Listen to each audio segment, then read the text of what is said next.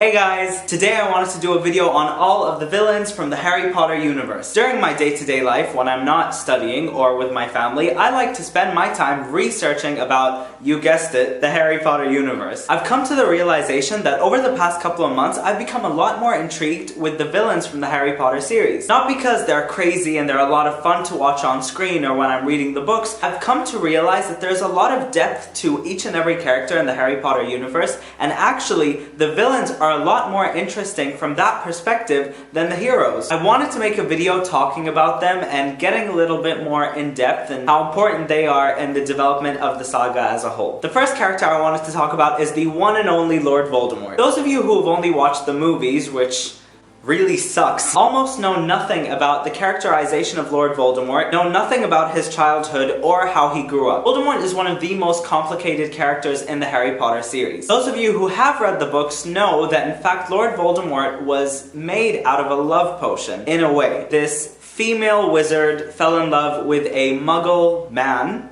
and decided to charm him with a love potion, and then this happened. After finding out that she was a wizard, the husband fled before Voldemort was even born. That led to her eventual death and then giving up Voldemort to be put in a foster home. Jo Rowling stated that the reason Voldemort can't really feel love is because he never knew what love was. He was conceived out of a love potion, a sort of fake love. That's really important for the characterization of Voldemort himself, and in a way it justifies all the darkness that's been building up inside him. If I keep talking about the things that the films missed out on in terms of the books, I just get really pissed off and then I'd go on a tangent, and I'm saving that for another video. So other than that, you have this concept in which Voldemort craves power. He craves to be immortal. He craves to strive. This is probably because he can't feel love. And a person who can't feel love will probably never be satisfied in their lives. That's probably why he wanted to live for so long. These books are just brilliant. The second character I wanted to talk about is none other than Bellatrix Lestrange. If I'm being quite honest, there's nothing really sane about her. She grew up in a family of 3 sisters, Bellatrix, Narcissa, and Andromeda. She married a black, and although she never really loved him, her allegiance was to Lord Voldemort back there because she was in love with him, but of course, as I stated before,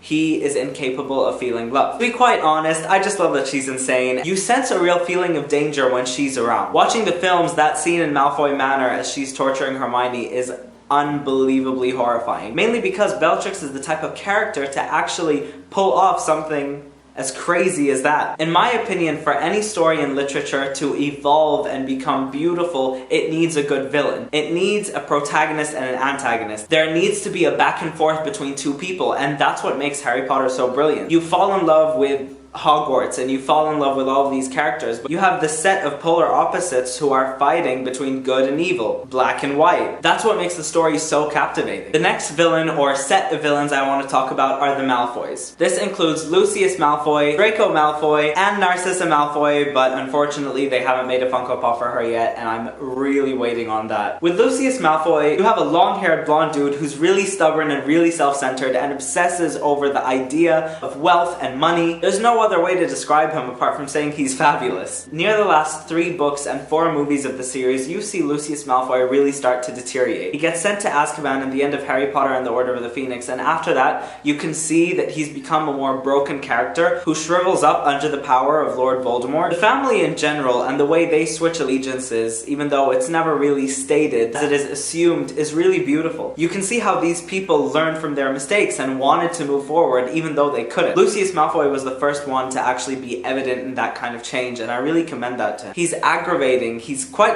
frankly, he's really annoying, and really he gives Draco Malfoy a reason to be the character he is. I read something on Tumblr once that stated that if Draco Malfoy looked into the boggart, he'd see the shape of his dad come out, because the thing he fears most in his life is his father, and that just sucks. Moving on to Draco Malfoy, I wanted to talk about the bully who inspired the world. He started off as a really annoying kid, but like Lucius Malfoy previously, he begins to deteriorate as the story moves on. In the Half-Blood Prince, he's given a task by Voldemort to kill Dumbledore, and he can't even go through with it. He cries a lot. In The Half-Blood Prince, you actually begin to relate to him, and you begin to understand how he's basically just born into the wrong family. I can't imagine what it would be like to grow up in a family where they worship darkness, and they just love the ideas of dark people and bad people ruling the world. It's basically like you have no choice, and he certainly didn't have any choice. I'm pretty sure that the Harry Potter community on Tumblr goes as far as to call him the boy who had no choice. The fact that Jo Rowling managed to give all of her villains a form of depth